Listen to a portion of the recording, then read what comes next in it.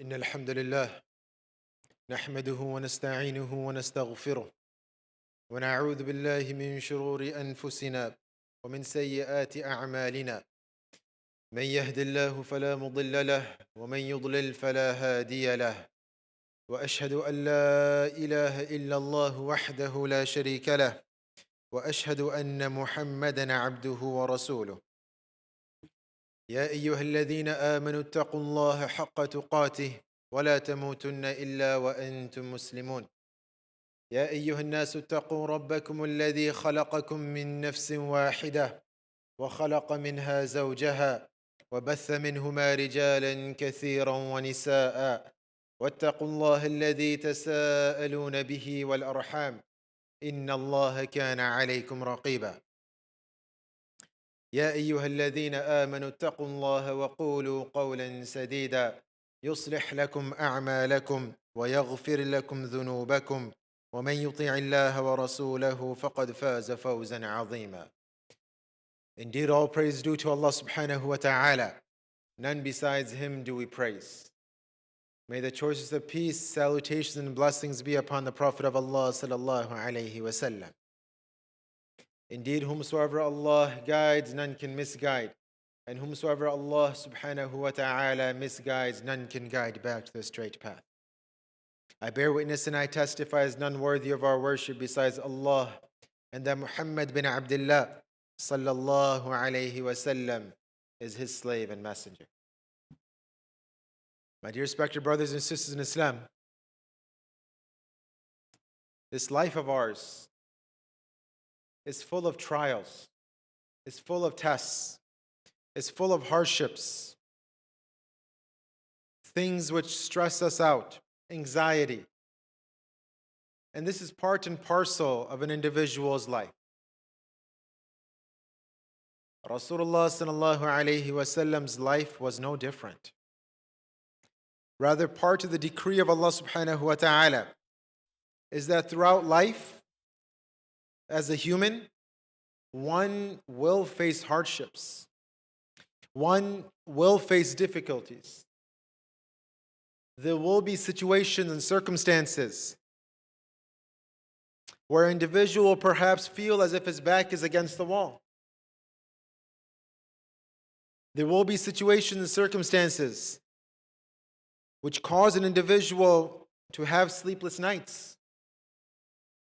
Allah subhanahu wa ta'ala says in the Quran, لَقَدْ خَلَقْنَا الْإِنسَانَ فِي كَبَدٍ. This is how Allah subhanahu wa ta'ala has created an individual. That indeed we have created humans to go through struggles, to go through hardships. Ibn Abbas radiyallahu anhuma, he went on to say in the explanation of this ayah that no creation of Allah subhanahu wa ta'ala goes through as much difficulty as a human does.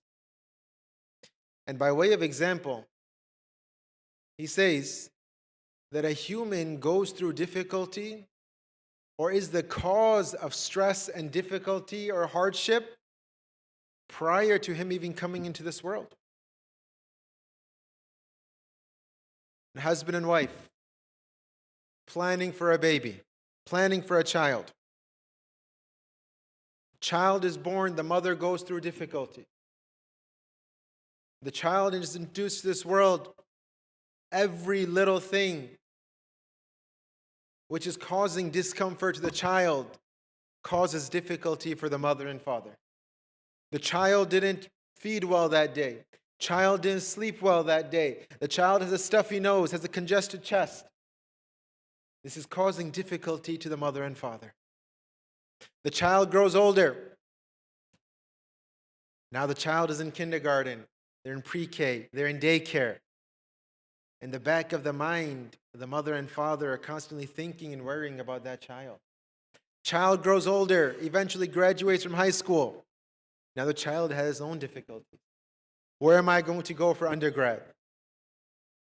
I'm from Ann Arbor. The only place you can possibly go is U of M. Don't you dare say MSc over there. Don't you dare say MSc over there. child has to go through that stress too, go through that difficulty as well. And every stage of life, a child is exposed to an individual, a human, goes through trials, goes through tribulations. Rasulullah sallallahu alayhi wasallam's life as a human being was no different. Alayhi salatu wasalam. He went through difficulties. He went through trials. He went through worries. He had his worries. He had his grief. And if you compare his grief and his worry and his loss and his stress and his anxiety to that of ours, perhaps ours is laughable. Perhaps ours is laughable. The Prophet sallallahu alaihi wasallam, if you say the early seerah of the Prophet alayhi salatu wasallam, in the first year of revelation, there was a period which is referred to as inqita'ul wahi, a period where revelation had stopped. Some say it was 6 months, some say it was more, some say it was less. Nonetheless, there was a period where wahi, or revelation, had completely stopped. This was after the Prophet ﷺ had made his call public. The Quraysh, his tribe, rather his own family,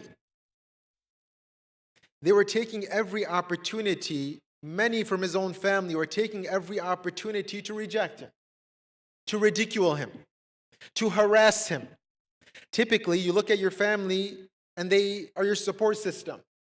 Above me, I have my mother, I have my father. On my right, I have my siblings, my brother, my sisters. On my left, I have my cousins. Underneath me, I have my children. And this is a support system. The Prophet ﷺ, he called the Quraysh. From the Quraysh, his family also being present, invited them towards Islam. Abu Lahab had the audacity to pick up a stone and say, "Tabban laka alihada jama'atana." Woe to you, may you be ruined, destruction upon you. This is why you gathered us here? To invite us towards Allah? To invite us towards something which we didn't see our forefathers doing? This is why you called us here? Own family rejecting him. You think your family has your back at the end of the day. You have your differences. In school, we used to have these competitions where, and until now they still have them in early elementary school, perhaps middle school as well, where you sell candy bars. And whoever sells the most candy bars within the class, they get a prize. And it's a significant prize. So there's students, there's children who spend 2 months knocking from door to door, selling candy, selling whatever needs to be sold. I used to look at the board, at the chart, and the day before I would go to my father. Baba, I have to sell 20 boxes because I want to win the prize. I didn't spend the 2 months knocking door to door, selling candy bar after candy bar. I go to my father, because at the end of the day, in the back of my mind, my family is going to support me. I'm a child. I think my family is going to have my back. So my father would go to his clinic. Some of the other physicians that he would work with perhaps would buy a few. Perhaps he would buy some for his patients. Perhaps he was presented in the waiting room, or whatever the case be. But then by the next day, I had sold over 20 boxes.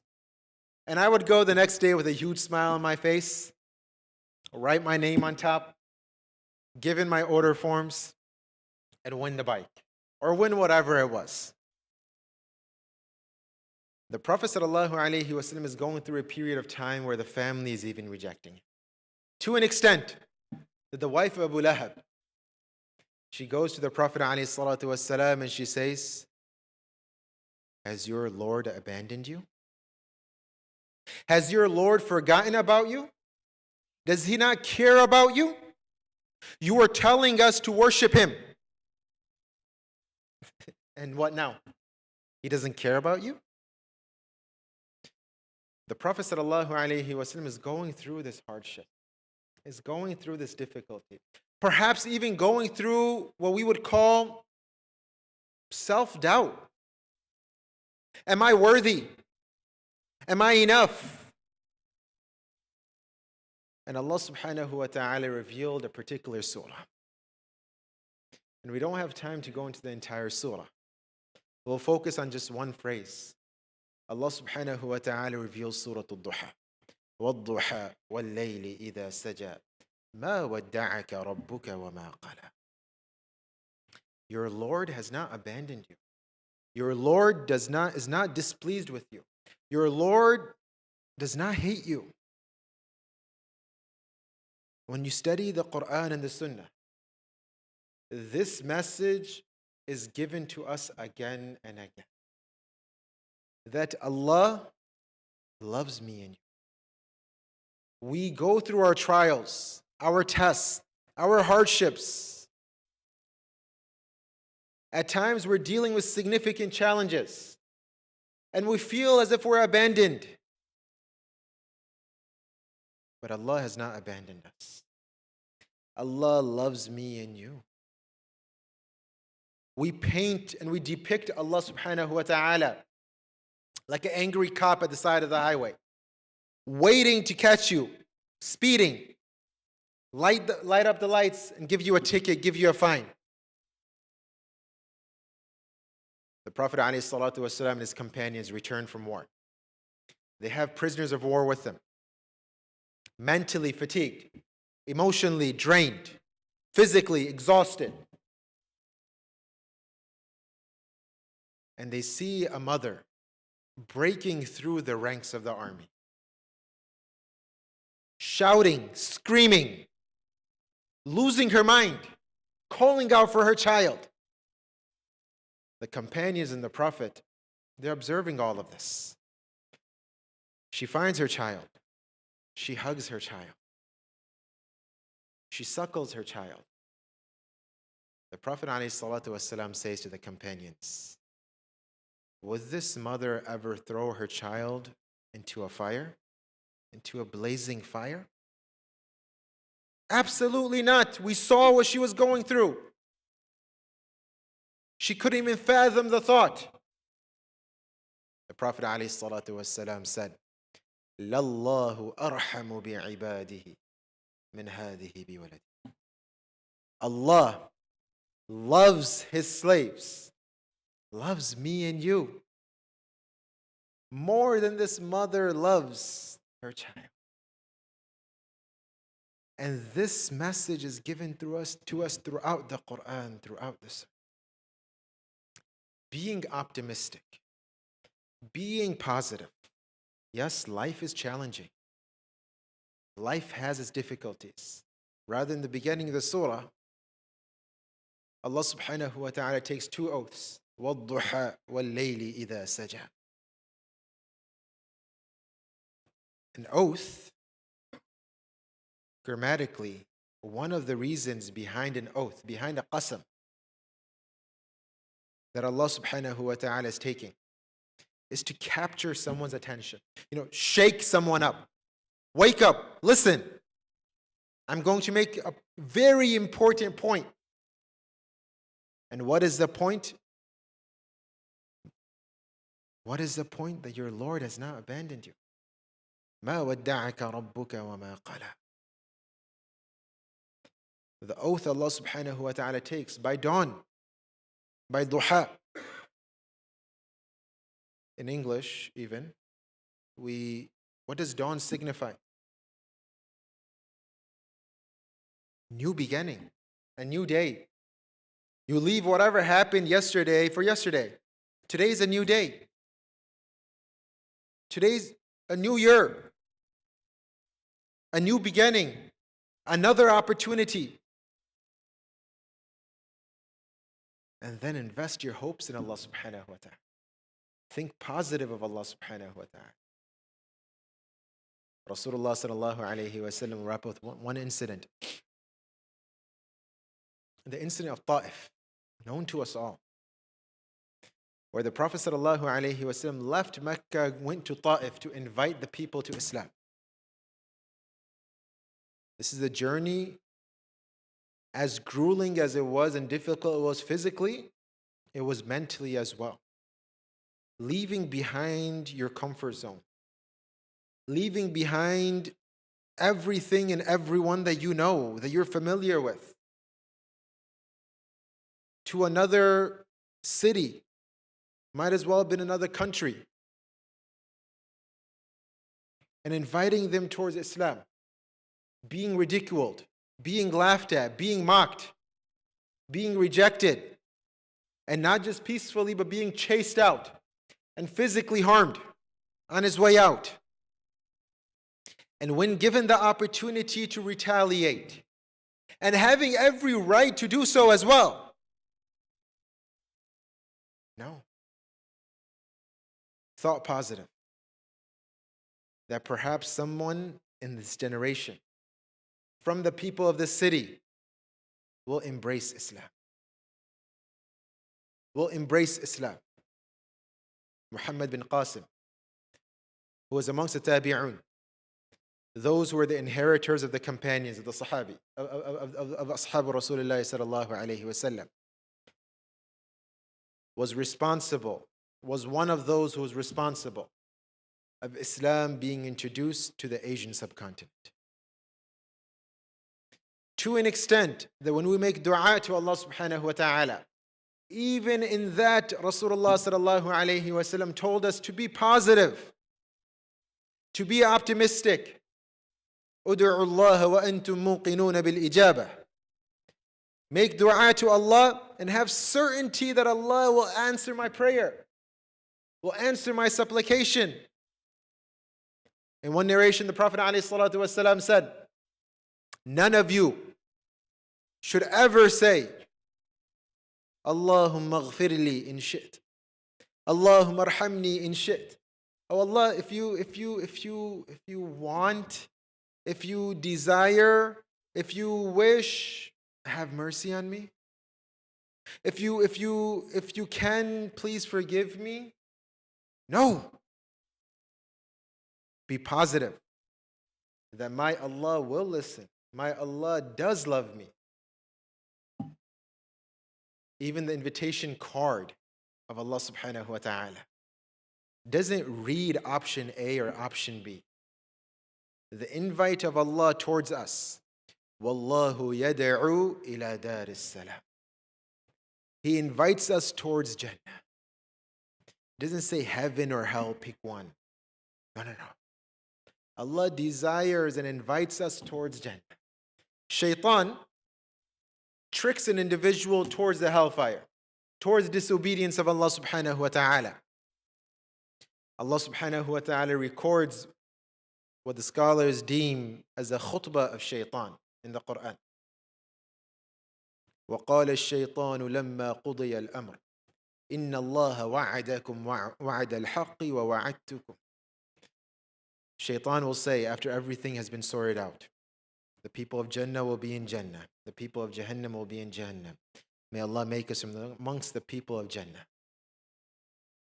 Allah promised you, Allah invited you, Allah desired for you a good promise, invited you towards something good. I also invited you towards something, but I lied to you. I played you. I tricked you. And it's your fault. Don't blame me. فَلَا تَلُومُونِي وَلُومُوا أَنفُسَكُمْ. Don't blame me anymore. It's your responsibility. You knew what Allah wanted for you. Being positive, being optimistic, investing our hopes in Allah subhanahu wa ta'ala. That is what we learn from the Quran. That's what we learn from the life of the Prophet sallallahu alaihi wasallam. May Allah subhanahu wa ta'ala make us amongst those who follow the Quran and the way of the Prophet عليه الصلاة والسلام. أقول قولي هذا واستغفر الله لي ولكم ولسائر المسلمين فاستغفروه إنه هو الغفور الرحيم.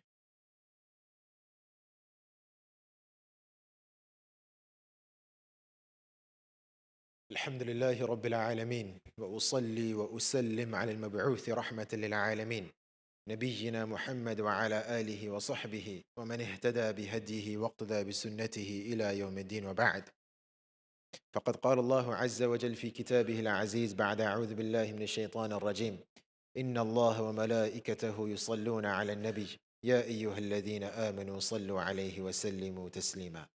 اللهم صل على محمد وعلى آل محمد كما صليت على إبراهيم وعلى آل إبراهيم إنك حميد مجيد. اللهم بارك على محمد وعلى آل محمد كما باركت على إبراهيم وعلى آل إبراهيم إنك حميد مجيد. اللهم اغفر لنا ذنوبنا كلها، دقها وجلها، صغيرها وكبيرها، علانيتها وسرها، أولها وآخرها. اللهم إنا نسألك الجنة وما قرب إليها من قول وعمل، ونعوذ بك من النار وما قرب إليها من قول وعمل. اللهم انصر الإسلام والمسلمين واخذل الشرك والمشركين. اللهم انصر دينك وكتابك وسنة نبيك محمد صلى الله عليه وسلم.